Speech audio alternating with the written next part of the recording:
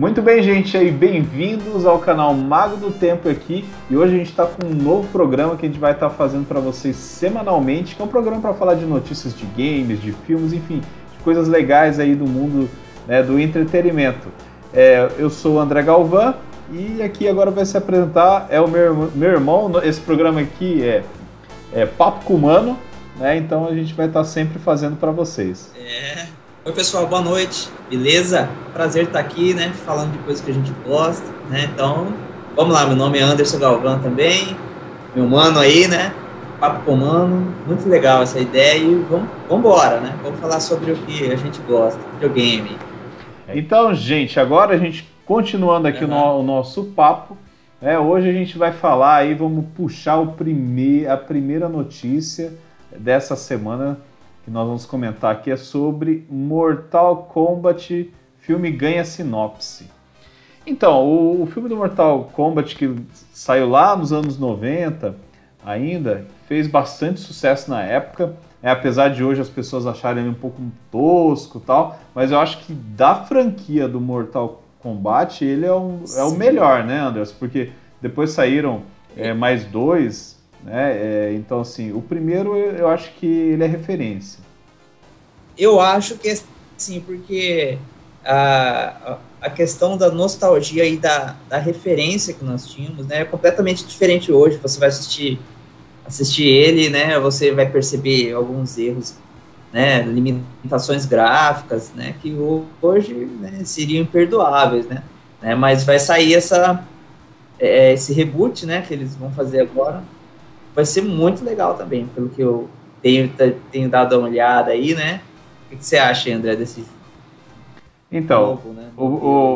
Tá todo mundo muito esperançoso aí, achando que talvez ele fosse realmente um reboot, que tivesse algo mais próximo do primeiro, né? Mas saiu hoje essa sinopse, né, que mostra um novo personagem, e muita gente ficou com o pé atrás, né, de repente colocar um personagem novo e tirar um pouco do que é o Mortal Kombat, né, esquecer dos personagens principais. Mas eu ainda tenho fé e esperança que esse vai ser um filme bom, né? Eu tava vendo as informações, né, que assim, a importância, segundo, né, os diretores lá que estão produzindo, a importância desse personagem novo para poder linkar as histórias, né? Parece que eles vão iniciar aquele grande debate que sempre tem, né? O Scorpion contra o Sub-Zero, né? Vão mostrar como tudo isso começou, eles vão trabalhar um pouco nessa área. E eles disseram que o personagem vai ser um elo de ligação das histórias, né? Porque, não sei se você já percebeu, mas nós que jogamos bastante videogame e Mortal Kombat 1, 2, 3 e outros que foram surgindo, as histórias eram meio aleatórias, não tinha um contexto correto, uma linha, né? Depois, quando, né, mudou um pouco essa ideia de jogo, né, e se criou a percepção de que deveria ter uma história complexa e correta, né, porque eles começaram a montar depois na linha, né, eu percebi muito isso a partir do Mortal Kombat 9, né, que saiu para o PlayStation 3, que aí eles já fizeram todo meio que um reboot ali da história, né, na minha percepção.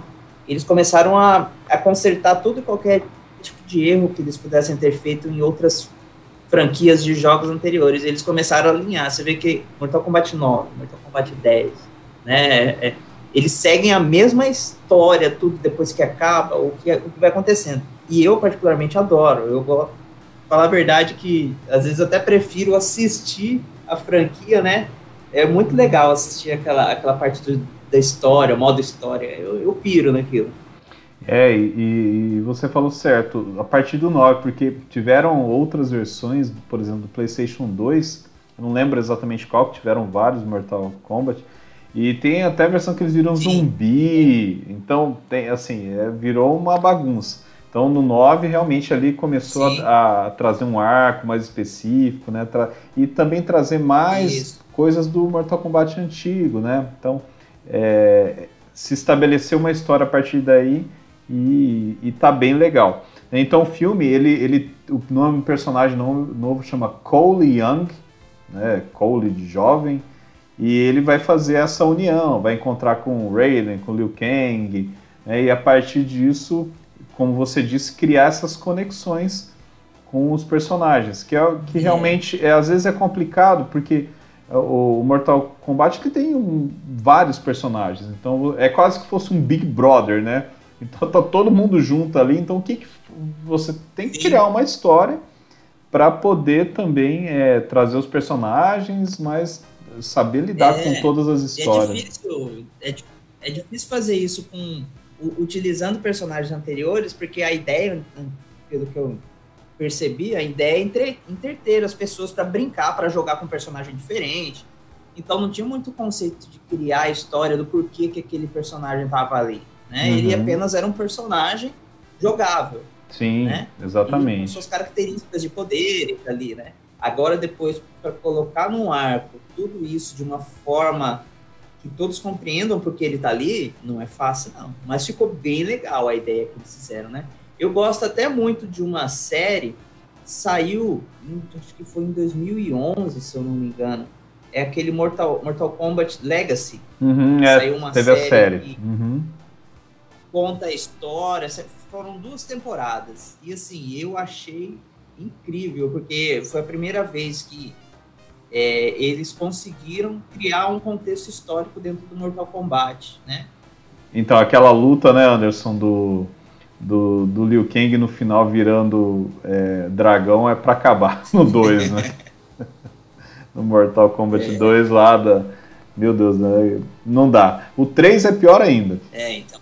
Mas então algumas coisas não dá. O primeiro é legal. Eu espero que esse aí seja bom, que venha, né? Que traga a nostalgia novamente do game, né? Também a gente sabe que o filme também não é só para agradar os gamers, mas também as pessoas que estão assistindo. Então é importante que o filme também traga essa refrescância, né? De poder chegar para qualquer público, mas também agradar quem joga aí o jogo por tantos anos. Vamos para a próxima notícia? Então tá, vamos lá. Bom. Olha aí. Tomara que conseguimos ir no cinema assistir.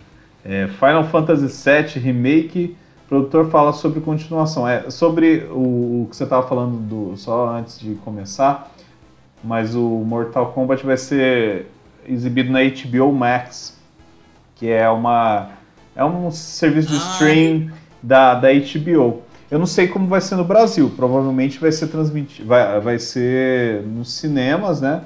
Mas eu não sei como vai funcionar por conta da pandemia agora, né? Então vamos aguardar para saber, né? Entendi. Seria ótimo assistir no cinema, né?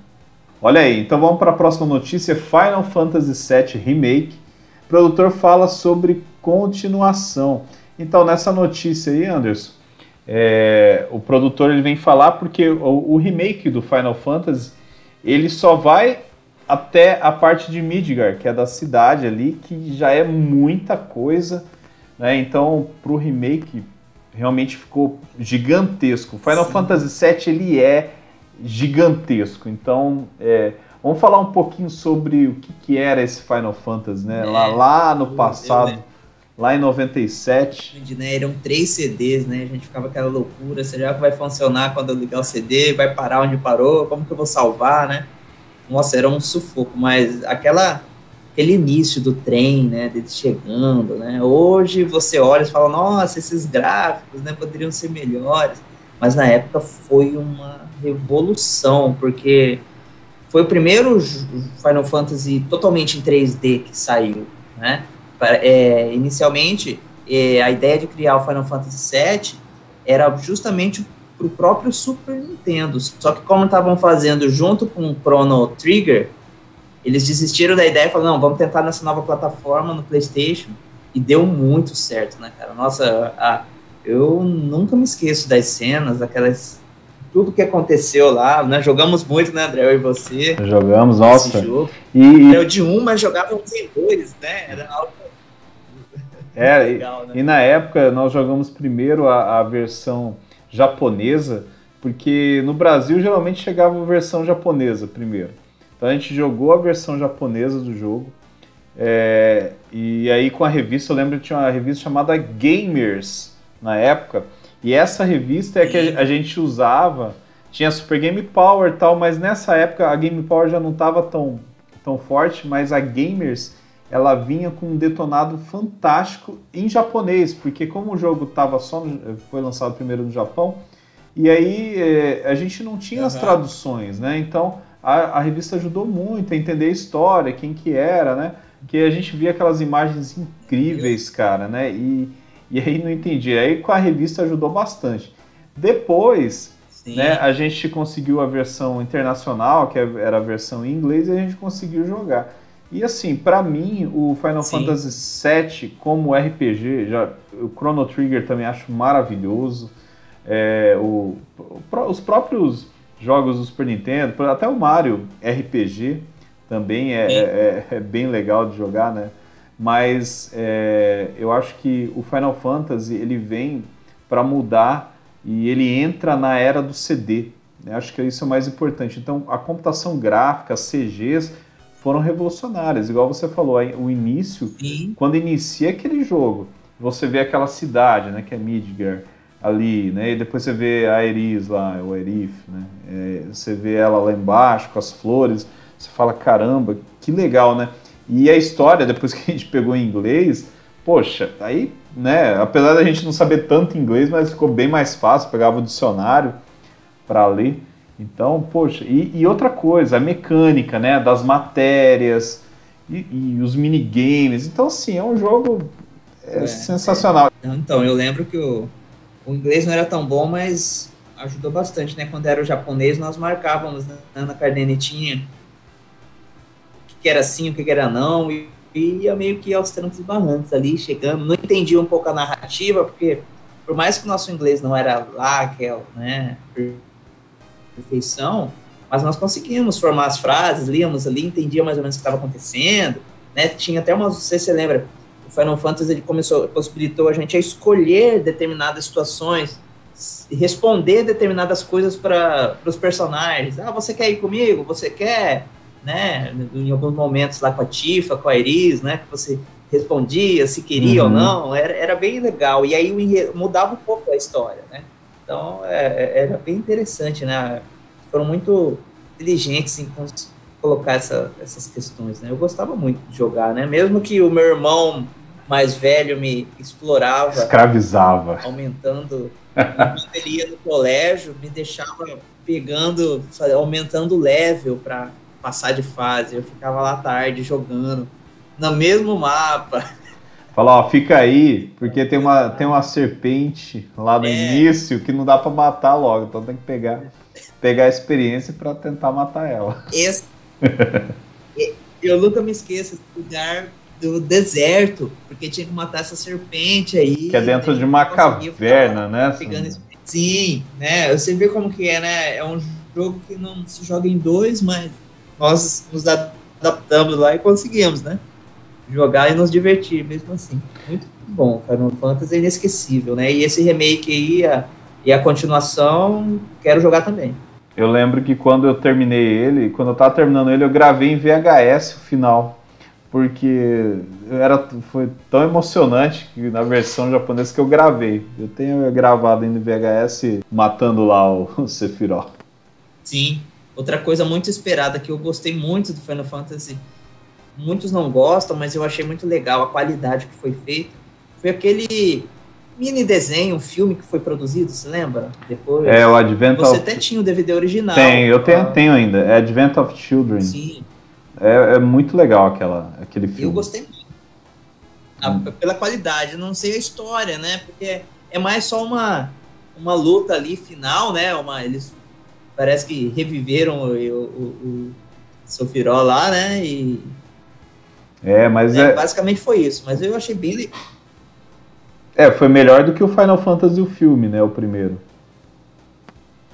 Sim. Que teve Não, né? O filme, na verdade, o filme era revolucionário na época, mas não cativou, né? A Square quase faliu por conta desse filme. Nós assistimos, né, no cinema. Assistimos no cinema, fiquei aguardando chegar no cinema, não chegava. E aí aí chegou, aí nós fomos com o nosso pai lá. e a gente foi lá assistir. Sim, eu lembro. Eu lembro. Nós ficamos meio decepcionados com a história que não tinha muito a ver com Final Fantasy. Eu sabe o que eu acho que foi?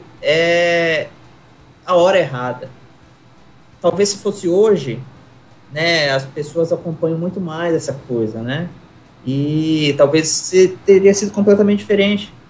Sim. Então tá, vamos para a próxima notícia aí. Então o Final Fantasy VII Remake fala dessa continuação. O produtor, ele disse que está bem empolgado para fazer essa produção, porque imagina, vai continuar, né? E é gigantesca a história do Final Fantasy VII. Então aí vamos aguardar as próximas notícias do remake aí do Final Fantasy VII. E para nós finalizarmos nossa conversa de hoje, né, vamos falar aí de um jogo aí clássico do PlayStation, e para quem tem Sony em casa, né, para quem tem PlayStation, que é o Gran Turismo 7, né, ele será mais parecido com os primeiros jogos. Então, o Gran Turismo, ele é um jogo aí clássico do PlayStation, ele foi produzido pela Polyphony Digital, que é a empresa que produz desde o primeiro Gran Turismo, e também a primeira versão que eu e você também jogou, né, foi a versão japonesa, e aí depois lançaram uma versão em inglês, que inclusive tinha mais câmeras, né, se eu não me engano a japonesa só tinha 2 câmeras, uma dentro, mais próxima do carro e a outra um pouco mais longe, e na versão americana ela tem mais uma opção. E outras mudanças de melhoria, né, do game. Porque hoje em dia tá fácil, né, Anderson? Hoje em dia o cara lança um game aí, e aí no outro dia ele lança um patch de atualização e arruma o jogo. Naquela época não tinha isso, então lançava o CD, tinha que estar o mais perfeito possível. Só depois, se realmente fosse lançar uma versão mais atualizada, né, como aconteceu, aí eles lançavam aí. E na época, né, o jogo ele trouxe um realismo diferenciado para videogame, né, para jogos de corrida, né? Você com certeza lembra, né, de como era.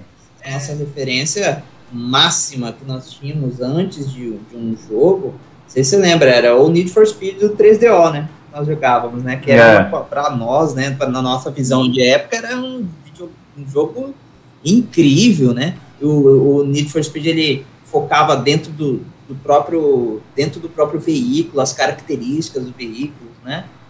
Então, essa era a nossa referência. Quando chegou o Gran Turismo, né, com toda aquela ideia, aquela coisa de fazer a carteira para você conseguir entrar numa classe para jogar, senão, né, tirar a carteira classificando para conseguir jogar, comprar carros usados, melhorar os carros. Cara, isso aí foi, assim, horas e horas a fio perdendo, jogando, brincando. Foi muito bom. E uma coisa que eles disseram que vai voltar, né?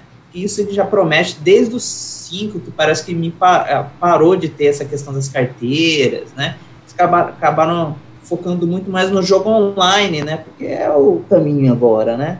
Mas parece que eles vão querer voltar com essa ideia de tirar as carteiras, de ter que comprar carros usados para entrar em determinadas categorias, né? Lembra? Só tração traseira, só cupês, né? Ele tinha umas sacadas muito legais, né? Do próprio, por ser uma característica de um jogo, querendo ou não, individual, né? Hoje nós estamos jogando dentro da internet. Né? Isso explora muito mais hoje o novo tipo, né, de forma de jogo, né? E eu achei legal essa ideia de eles voltarem. Porque o que eu sinto um pouco falta do Gran Turismo, desse que a gente tem agora, né, para PlayStation 4, ele é um jogo maravilhoso, né? Os gráficos são fantásticos. Ele tem um treinamento em que você tira lá as habilitações, mas acaba que elas não influenciam no jogo online ou no jogo no modo arcade. Então você ganha carros, né? Você vai fazendo, é até gostoso, eu gosto. Inclusive eu gosto mais de tirar, de ficar fazendo esses treinamentos e tal, que é bastante gratificante e sempre muito ouro. Até nas lives que eu faço lá, eu tento pegar sempre ouro. Então todo o meu tá em ouro, tem que terminar ainda. Mas assim, o antigo, ele tinha essa característica, você tinha que ir lá, tirar a carteira A, né, a carteira B, a internacional, enfim, para você virar aí sim um motorista de verdade, poder tá integrando as corridas. Então, e outra coisa que não tem nesse novo, que eu acho que é mais importante, que eu achava muito legal, é a questão dos carros usados, né? Porque você ia lá na garagem, comprava um carro usado, tal, mais baratinho, então você pegava um Civic, um outro carro, isso eu tô falando do 1, tá, gente? Tiveram vários outros, né? Mas no 1 tinha isso, né? Então você ia lá, comprava um carro usado, você não precisava comprar um carro novo, até podia, mas podiam comprar os carros usados, né?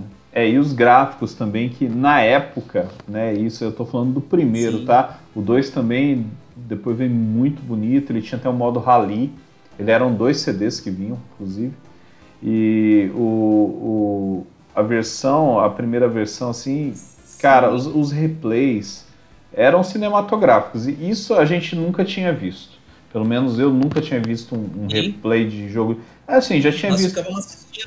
a gente via no arcade, no fliperama tinha realmente alguns fliperamas legais já, que mostravam outras câmeras por fora, mas assim, no console, essa foi a primeira vez que eu vi câmeras assim tão diferenciadas, foi no Gran Turismo. Nós ficávamos assistindo, lembra? Jogávamos e depois íamos ver o replay, né? Era muito legal. Então... Eu gostava muito de assistir. Você lembra que tinha uma referência no Gran Turismo 1? Não sei se vocês lembram, quem jogou aí também deve lembrar disso. Tinha uma opção de uma pista que ele aumentava a quantidade de frames, mas era só uma volta ou 2 voltas que ele fazia. Você lembra dessa referência? Era uma pista noturna. Na verdade é que assim, hoje em dia, todos os jogos, todos não, né? Mas a maioria roda a 60 quadros por segundo ou mais, né? Então... nessa época, devido à limitação de hardware e tal, então muitos jogos, por exemplo, para rodar o Gran Turismo, se eu não me engano, ele rodava a 30 quadros por segundo. E aí tinha um cheater lá, eu não lembro exatamente como que faz, mas acho que tinha que correr uma corrida, ganhar alguma coisa, não lembro. Mas, e aí fazendo essa dica aí, né, você entrava nessa pista. É claro que ele limitava mais os gráficos, mas ele dava uma fluidez que é de 60 quadros, então você saía de 30 e ia para 60, então dá mais realismo, é bem legal, bem lembrado isso aí, eu não lembrava mais, mas... As músicas autorais também eram fantásticas, né, nós gostávamos bastante, inclusive da versão japonesa, né, nós escutávamos. Eu gostava até mais da versão japonesa, é que na verdade a versão japonesa, os japoneses têm um gosto um pouco mais diferente, né? Um pop lá, mas principalmente nessa época, né? E o americano, eles já mudaram as músicas, colocaram músicas também de bandas, enfim. Mas tinha uma música que chamava Second Chance, que é a última música, quando você termina o jogo, que é a música de créditos. Sim. Então, se alguém quiser ir procurar, procura aí. Second Chance Gran Turismo. Eu lembro dela, inclusive tá na minha cabeça aqui. Então, essa música é legal, ela é romântica até, né? Então, assim, marca essas músicas cantadas, né? Então, na versão americana não tem essa música, ela foi retirada. Mas aí é por conta mesmo de questões culturais, enfim. Então, eles acabam mudando, né, algumas coisas. Mas eu percebo que hoje tudo passa muito mais rápido, né? Talvez as pessoas nem tenham mais essa percepção de pensar num BG do fundo ali, né? É tão rápido a informação, chega o jogo ali, acontece. Antigamente tinha mais esse cuidado pelas limitações, você queria usufruir das qualidades que eles tinham ali no momento, talvez limitadas, né? Então a gente curtia um pouco mais, né? De todos os detalhes. E hoje são, às vezes, até não tão importantes, né? Mas na época a gente tinha esse apego, né? Até porque a gente não tinha tanta coisa, não tinha nem YouTube, não tinha nada. Então a nossa única referência de vídeo era na TV ou no videogame, né? Porque já tinha nessa época, o do PlayStation já tinha o CD, né? Dava para assistir coisa, né? Tinha vídeo lá. Então, sim, tem muita coisa que a gente viu do Japão, jogos assim interessantes que traziam coisas que você não via normalmente na TV, em nenhum outro lugar, né? Então culturalmente o videogame traz muita coisa, né? Sim, tanto que se você falar aí, o pessoal que está assistindo a gente aí, talvez numa idade com a nossa, o apego a detalhes era muito mais importante. Por exemplo, eu aposto que todo mundo está falando aqui comigo, quando da infância, todo mundo decorava as músicas propaganda.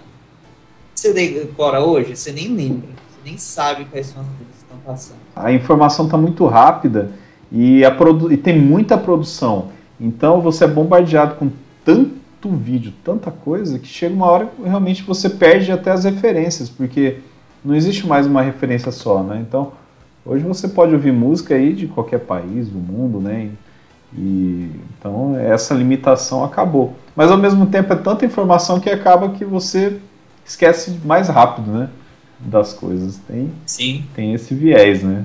Mas é isso. Então, assim, o PlayStation, ele, desde o início, ele fez história. Claro, tiveram outros videogames importantes. A gente vai estar falando desses videogames antigos. Sim. Então, assim, a ideia desse bate-papo é a gente sempre estar mesclando, né, o que é novo com o que é antigo. Isso. A ideia é essa, né? Fazer, né, não uma comparação, mas lembrar de como era, como está, né? Como pode ficar, o que melhorou, o que era nostálgico. Quero agradecer aí todo mundo que está assistindo esse vídeo aí, dá o like, né? Segue o canal aí do Mago do Tempo, né? Compartilha os nossos vídeos, aí a gente vai estar produzindo esses materiais para vocês aí e outros também. Pessoal, obrigado aí por acompanhar a gente, né? Nós vamos estar aparecendo aí sempre, falando de temas, né? Principalmente de games, né? Na área de cinema também que a gente gosta, né? Tudo que for interessante na pauta pra gente, nós vamos estar falando com vocês aí, né? E a interação de vocês também é bem importante, né? Se quiser falar aí, os comentários embaixo, né? Pra gente vai ajudar bastante. Não esqueça de se inscrever no canal aí do Mago do Tempo e compartilha com seus amigos, tá bom? Isso vai ser bastante importante pra gente no canal, tá? Que a gente tá crescendo devagarinho, tá bom? Obrigado aí a todos, um grande abraço e até a próxima. Tchau! Tchau, pessoal, um abraço. Tchau, tchau.